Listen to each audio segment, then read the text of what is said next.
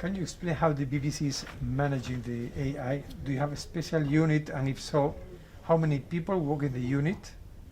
And what is the daily relationship of the unit with the news desk? So we have, AI is now a pan-BBC concern, so it's being used across the entire organisation. And so we have quite a number of different teams who are dealing with AI, so it's not just one unit. There are a couple of central teams that really have some key focuses in driving AI adoption and making sure that when we do use it, it's used responsibly. So there's a generative AI program at the BBC, which is a change and transformation program, and its job is really to drive the adoption of AI at the BBC. Then we have my team, which is the responsible AI team. It's not our job to say what we do with AI, but when the BBC decides what it wants to do, it's our job to make sure it's aligned with our values and our legal and regulatory obligations. And so that's what the team does. We focus on governance and risk management and that sort of thing. We focus on engagement. So the governance and risk pillar kind of defines what good looks like in terms of responsible AI at the BBC and the principles, policies and processes that turn that into reality.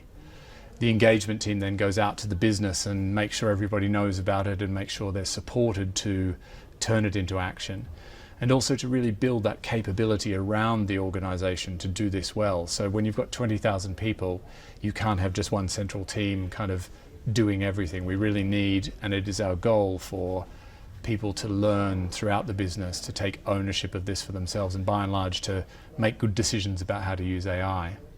You also then have pockets of AI use within the BBC which are quite well developed, particularly in our product and technology groups, and that's been merged into a division called Media Tech now. They've been working with AI for a long time in parts, a lot of experience. There are a lot of data scientists there. They're building AI into our audience-facing products. So things like recommendations, choosing what content is recommended to our audiences, and increasingly into our products in terms of AI which has an impact on the content that users see and that sort of thing. So that's happening in R&D, AI uses in R&D, product, technology group. They bring a lot of the third-party tools into the BBC as well, so they have expertise there. And then in places like the news division and the newsroom, again, there's quite a lot of expertise there, quite a lot of experience with AI. We have a news AI team who are focused on how news can help us fulfill our mission to kind of provide trusted news and that sort of thing. So there are all these teams dotted throughout the business. It's quite a broad spectrum approach to doing AI well, with lots of teams working together all the time, which is a big part of it too. That collaboration is really important.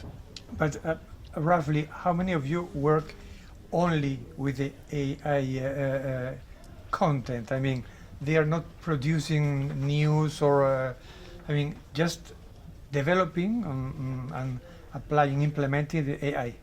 Is it possible to? It's a bit difficult because it would depend exactly how you define it. I mean, my team is me plus 6 people. The generative AI program that I talked about is probably in the region of kind of a dozen people. The news AI team might be, again, I think possibly around 6. And then we have teams in product where you've got entire product teams working on AI products. So that will include data scientists, but also product managers, UX, user research, and user experience designers, and all of that sort of thing. So if you added it all up, you'd end up with quite a few people who have sort of AI as a reasonable part of their role, I'd say. Mm. And then what part of AI is dominating your work in general? The generative AI or the reactive AI? I mean, as a tool of fact-checking. And if you can provide some examples? Yeah, so I think we talked earlier about how things had changed when generative AI became a thing, particularly when ChatGPT was launched. And it's really that generative AI that has driven the sort of increase in the scope and the ambition and the scale of AI use at the BBC. So generative AI would be the primary thing, and there's a wide range of use cases for that across the whole organisation, which range from providing all staff with access to tools which can help them in their day-to-day workflow. So things like Microsoft Copilot Chat, which we've rolled out to the entire organization, so all staff can use that, and they can use it for things like their sort of day-to-day background activities and that kind of thing, trying to find, you know, ways to make their work more efficient. We have quite careful guidelines about not using it for audience-facing content beyond some quite limited pilots, and being very careful about that. But even for journalists in our newsroom, they can use it again for background tasks, for research, all the while being incredibly careful and knowing that AI tools are not always accurate. So, you know, we're really stressing that and providing training and all that sort of thing. So you've got those general purpose tools, and then you've got more bespoke things that we build, whether those are internal tools, so you'll have things like transcription tools and translation tools, again, things that fit into behind the scenes workflows, whether those are journalistic or whether those are elsewhere in the organization. And then you have AI functionality that might be apparent to our audiences. So that's things like recommendations, which I said to you, which isn't generative AI. That's what people might say old-fashioned AI or machine learning. But then we also are doing some generative AI pilots, and increasingly, if they're successful, they'll become established functionality for our audiences. So some examples of that are something called My Club Daily, which is a daily 2-minute football podcast for a range of clubs, and we started out with a small number and we've been expanding it as the pilot has expanded, which takes existing BBC content, so content that's been written by our journalists to our editorial standards, uses AI to summarize that content into this 2-minute script for a bulletin. That's checked by a journalist and made sure it's accurate and in line with BBC style and guidelines and all of that sort of thing. And then it's voiced up by a synthetic voice, and again that's synthetic voice. Again, that's checked, and then that's published for our audiences. Does it sound synthetic? No, it doesn't. So I used to work in the BBC's Voice and AI department, and I started that in 2017 when voice assistants, as in Siri or Alexa or Google Home, started to become a big thing. And back then we worked on a synthetic voice for a prototype BBC assistant, and that sounded great, but it didn't sound really human.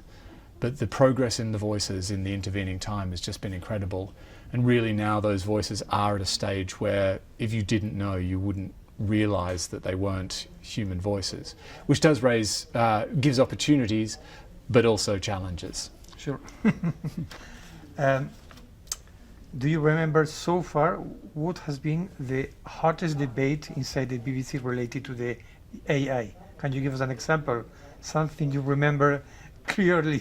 Well, I'm not sure what the hottest debate was, but I mean, one of the hottest. Well, I think one thing to say is that we debate everything. You know, this is it's a culture of very active engagement with what is the right way to do AI, and there's almost no use case that comes up that doesn't raise a question of some sort.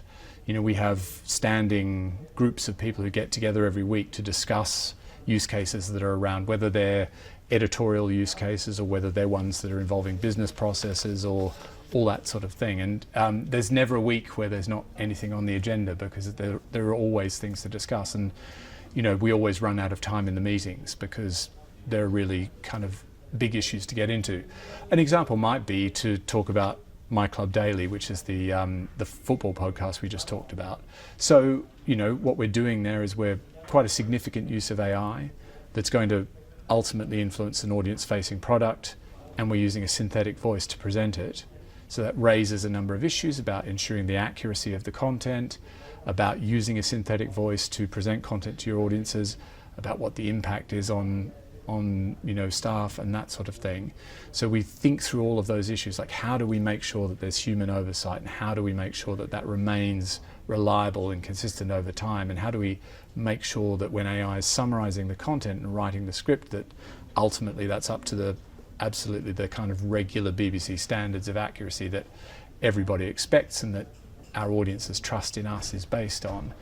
And then if we're going to be using a synthetic voice to present it, you know, why would we use a synthetic voice and not a human presenter? Well, in this case, it's because of the scale of the content. So there's a really strong justification that this is something we just simply wouldn't be able to do if we had to do it with humans. So that's why we felt comfortable that this could be a good use case for a synthetic voice to allow us to take our existing content, make it go further in a different medium, taking text content and turning it into audio, providing value for our audiences that we wouldn't otherwise be able to provide without AI. And have you already created a kind of handbook in order to have a common policy for everybody at BBC and then avoid individual approaches? Yeah, absolutely. So I can go as deep as you want into the nuts and bolts of the BBC's AI governance framework. But to say we do have quite a comprehensive AI governance framework at the BBC. It's a classic sort of pyramid structure where you start at the top with AI principles, which are your North Stars. So what are the things that ultimately define our direction with AI? And so those are things like our editorial values. We want our use of AI to be in the public interest. We want it to be fair. We want it to be robust and secure. We want it to support human creativity. We want there to be human oversight, transparency, accountability, those sorts of things. But they are just big picture principles, and you need to turn those into action. So as we go down that pyramid, we provide more and more detail. So underneath that there sits a corporate policy. So this is a policy which all staff have to abide by. It governs the action of all staff. It contains the principles, then articulates what staff have to do to use AI responsibly. And then under that again we have even more detail. So we have an AI handbook which talks in more detail about what the principles mean. It starts to layer on the processes that staff have to go through when they want to use AI. And those processes exist too. So, one thing is if you don't want everybody to have to do governance for everything they do, or else no one will get anything done. So it's all risk-based. So we have criteria which say, okay, if you want to do this, check the checklist. If you're doing these things, that makes it higher risk, so then you need to fill out a form and we log the use case and it comes in and we decide whether it needs advice. And then there's a group which meets and, as I said, considers the use cases and can give advice and all that sort of thing. So you've got this kind of levels and levels of detail. And then when we have particular tools that come in, so I mentioned Microsoft Copilot Chat, or we've got a pilot of ChatGPT, so these are text generating LLMs. We have a particular guide for text LLMs or image generation and editing, or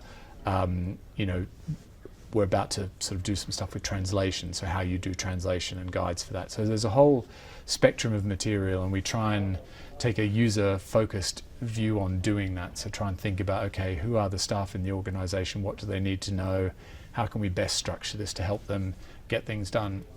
It's not an easy task, and it's I very happily admit that it's a work in progress in terms of learning to do it really well and finding that balance between making sure you're getting things right and making sure we are preserving our trust with our audiences and we are doing things in the right way, but also moving fast and being able to innovate and enabling people to get things done. Our job is not to do governance for governance's sake. Our job is to enable the BBC and enable our staff to do the things that the BBC wants to do, but just we make sure we do it in a way that's aligned with our values. And in order to have this handbook, have you developed it internally, or did you associate people from outside the BBC, scientists, philosophers, political parties, I don't know? It was mostly developed internally in terms of direct consultation. So one thing we do in the Responsible AI team is we coordinate a lot of our other teams that operate in the kind of risk and governance space. So that might be teams like editorial policy or data protection, information security, legal, our rights and business affairs teams. There's a whole kind of team of players behind the scenes who have stuff that's relevant to AI. And so we coordinate them day in, day out, make sure everybody's aware of use cases and that sort of thing. So when it came to writing a handbook, all of that can be quite complicated if you're a person who wants to do something and suddenly you have to consult 5 or 6 or 7 different teams. So we try to bring things together and make it simple. So a big part of the consultation for the handbook was just those groups and trying to bring that all together into one place so people can go to one resource and get a good understanding of how you can move forward with an AI use case. And I think all the people involved then bring in their own engagement with the outside world. We have a lot of teams all over the business who are engaged with the experts in their particular area, who are from our policy teams who are engaging with government and regulators and that sort of thing, or with industry, to teams in R&D, and there are basically academic researchers who are linked with R&D and come in and do research placements there, and they bring a lot of that academic expertise in, and we work very closely with them. So there's a rich network of different experiences, different expertise, different skills that constantly informs how we do things. And how do you consider labeling images or voices or content in general generated with AI? This is a hot debate everywhere, right? Do you need to tag every image, every content? Yes or no? How are you dealing with that? Well, firstly, we think it's incredibly important that our audiences feel like they know what they want to know about how we're using AI. It's something we see. We do a lot of audience research, and we take a really audience-focused view on this, and we've done specific audience research about what audiences want from AI transparency and disclosure, and we've used that to develop our approach. So it's really centered around our audiences and what they want. I think as AI becomes more and more commonplace, and in so many different sort of things we do and all sorts of other media organizations do, our audiences are becoming comfortable with some of it and used to some of it and familiar with some of it, and there's almost like an established rules of the game that they know what's going on. Whereas other bits of it are less familiar, they might be more challenging, audiences may be less comfortable about them. But what that means is you don't need to label everything, basically. No, you don't need to label everything. And you wouldn't want to, because otherwise you'd get labels cropping up everywhere, and it would actually diminish your ability to enjoy and engage with the content. Okay. So there needs to be some criteria for what you label. And again, we did a lot of audience research, we had a lot of debate and input internally, and we came up with our guidance, which is publicly available, which is that the key criteria is if there is a risk of materially misleading our audiences if we didn't label something. So if you didn't label it, would the audience be misled or feel like they were being misled at not knowing something was AI generated or AI edited? And that means that if it's in audience-facing content, particularly anything in news and current affairs, that would be a very high bar, and we would label a lot of stuff there. And also we just generally wouldn't use AI, so we don't use AI generated or edited images in our news output, for instance. But in other circumstances, you might feel it's okay to use it, but you might feel that an audience might, it's important for them to know because there's a risk of them being misled if you didn't label it, so we would label it.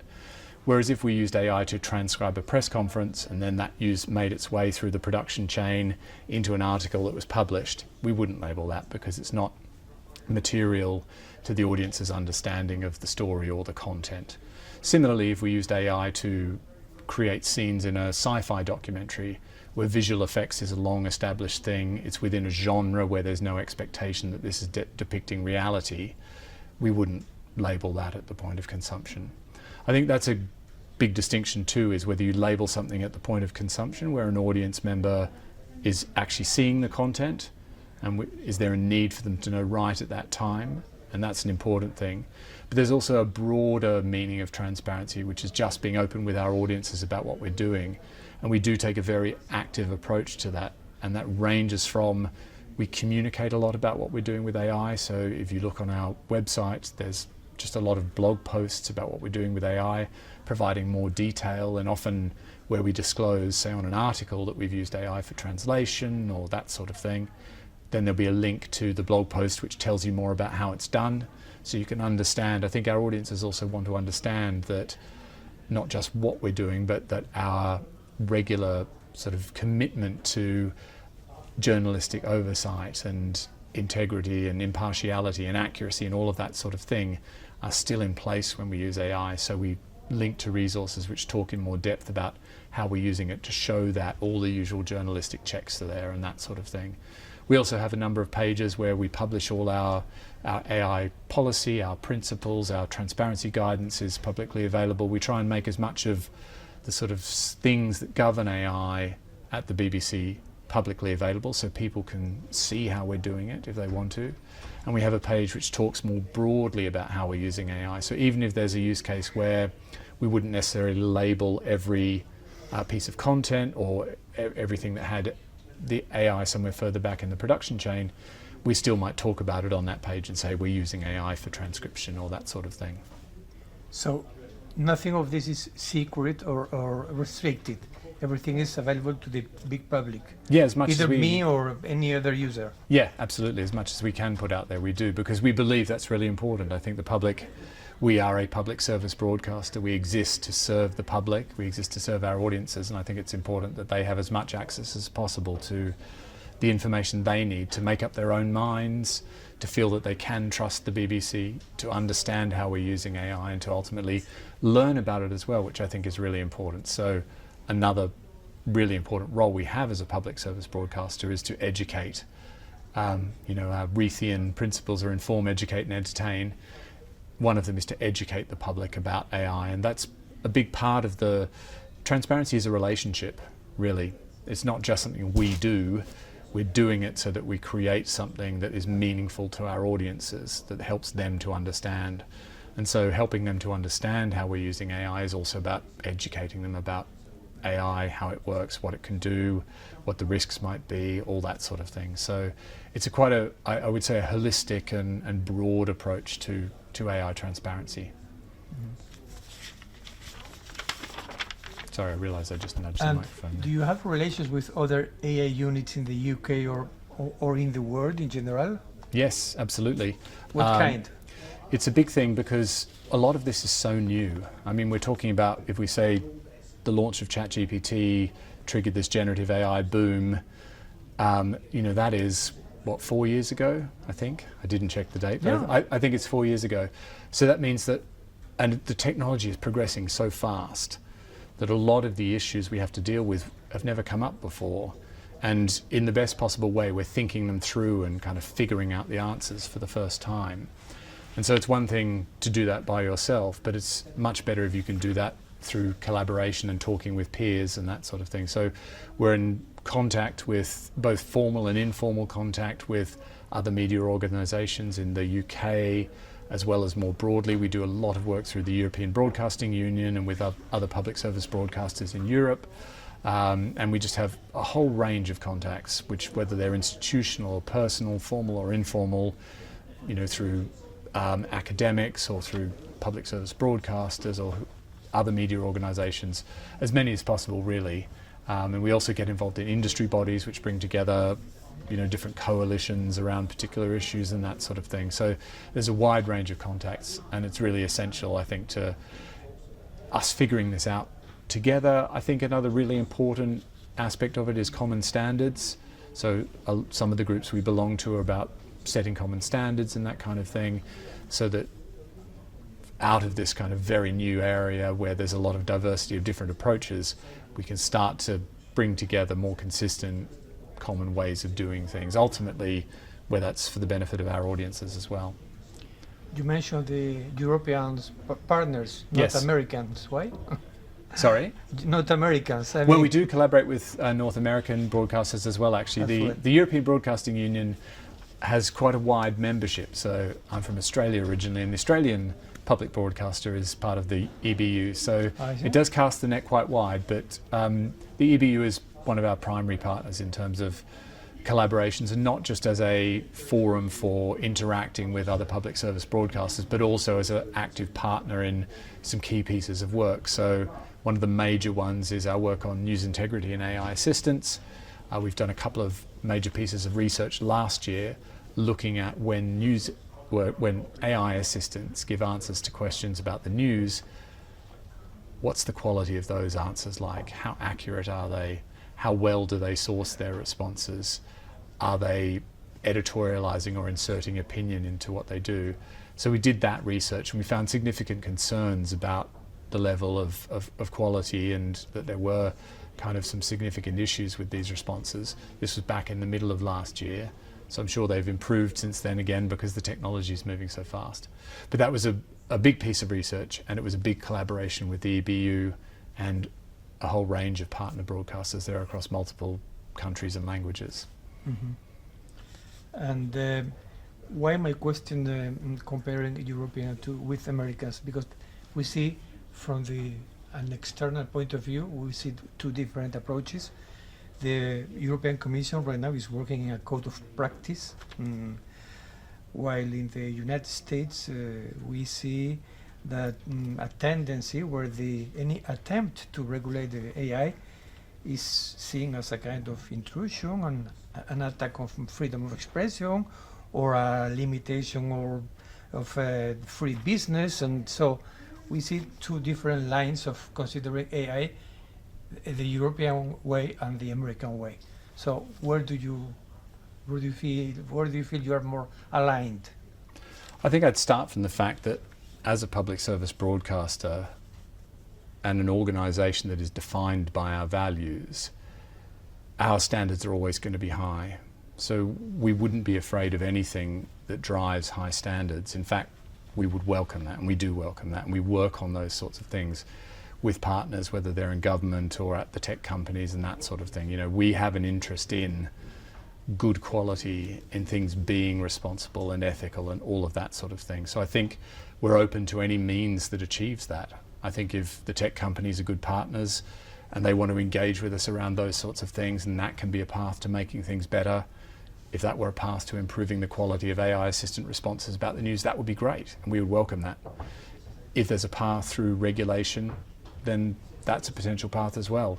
I think we're open to all the avenues and all the opportunities, I think, but driven by this idea that we believe in as a public service organisation, the things that define our values. We want there to be strong media organisations, strong public service organisations, you know, things like we believe strongly in sort of fair exchange and fair value exchange around how our content is used and our ability to control how our content is used by AI assistants. Again, there are different routes to achieving that. We've recently set up the SPUR coalition, which is about defining standards and that sort of thing around the access of AI assistants to our content. So industry collaboration, industry partnerships, you know, that's one thing. So there are multiple different paths, and I think we're really open to all of them, whichever ones kind of are successful.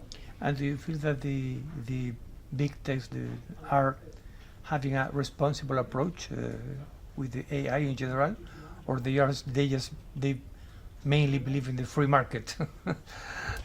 I think it depends. You know, there are all sorts of different approaches, and there are different people doing different things. You know, I think we have to take the market as it is, and, you know, take these tools as they are and make the most of them and try and bring our values to how we use them. I think one challenge is that we don't have a lot of choice at the moment in what's out there. So there's not a huge diversity of kind of different approaches and that sort of thing. But I think, you know, our focus is very much on, you know, how we use the tools, how we use them particularly in line with our values, and making sure of that's, you know, when people engage with AI at the BBC, they can be sure it's something they can trust. How do you see the future of journalism considering the impact of the AI? I mean, I am really scared as a journalist. I mean, I see the influence of AI is a growing influence, and more. I don't see any limit in that. So what's your opinion? How do you foresee the future? I think you could wake up on any given day and be either really excited about the possibilities of AI for journalism or quite worried. I mean, and it's something where we have to hold those two thoughts and those two feelings at the same time, which is not a bad thing, because you can then, if you can articulate that clearly, you can drive towards the good things and the potential value while trying to avoid the downsides. So I think we're not driving towards AI use just for AI use's sake. We're really, again, to bring it back to our values. We're really clear on what those are and what our role is and what our value is to our audiences and the importance of the trust they have for us. And so if we can use AI to further that mission, and particularly, you know, in the production chain, to be assisting human journalists to do their job better. And there are lots of challenges around doing something like news well. You know, it's not a field where everything's rosy and fine and we don't need kind of innovation to actually just fulfill our core mission better. We need to be better at you know, communicating with younger audiences and engaging them with the news and that sort of thing. We need to be better at serving the whole of our audience rather than just particular groups and that kind of thing. So there are real opportunities with AI to do what we should be doing a lot better and to be doing it more efficiently and more effectively and that sort of thing. But equally, you know, as I say, it would be disingenuous to pretend there aren't massive challenges. And so that's, you know, part of, I guess, when I said there are lots of discussions day in, day out about use cases and that kind of thing, it's about trying to continually keep walking that line where you're balancing the two and trying to really embrace the opportunity but avoid the pitfalls. It says you have daily exchanges with journalists in general. Do you think that most of them they view AI as a tool of learning and developing, and they are rather optimistic, or do you think that they fear it? They're afraid of it. I think there's a mix of views, as you'll find anywhere, and not having done robust research, I couldn't tell you which way it falls in our newsroom. I do know there are a lot of journalists who are really excited about it, and I think the big thing is that this isn't something that exists in a vacuum inside an organisation like ours or any other organisation. This is something that people are using in their daily lives. All of us now, our daily lives involve lots of interactions with AI, whether we realise it or not, and probably we are becoming more and more conscious of where this is the case. You have the things where it's less obvious, whether that's your recommendation feeds or your social media and all that sort of thing. But again, particularly with generative AI, people now are engaging much more directly with AI in a way where it's much more obvious. So you engaging with an AI assistant and that sort of thing. So I think a lot of people who work here are also using it in their other lives, their private lives. And so it's not a question of coming to work and sort of confronting this scary tool that's been brought in from nowhere. It's a familiar spectrum, and actually sometimes the challenge is people are so familiar with it they don't realise that something they do at home is something they shouldn't be doing at work, and we have to manage that. But you know, you get a lot of people for whom also, particularly our younger journalists and younger colleagues who work here, AI is, I mean, it hasn't been around in the sort of generative AI form for that long, but long enough that you could get someone in their mid-20s here who's, it's, you know, you could almost call them an AI native. You know, it's been a significant part of their sort of upbringing and their, you know, it feels very familiar to them and just part of how they do things. And I think, you know, that doesn't mean, that's the other thing, I think people can be comfortable with it and not afraid of it, but while still being concerned or worried or like cognizant that we do have to be really careful about how we engage with it. All right. I think that's all. Thank you very much. That's all right. An absolute pleasure.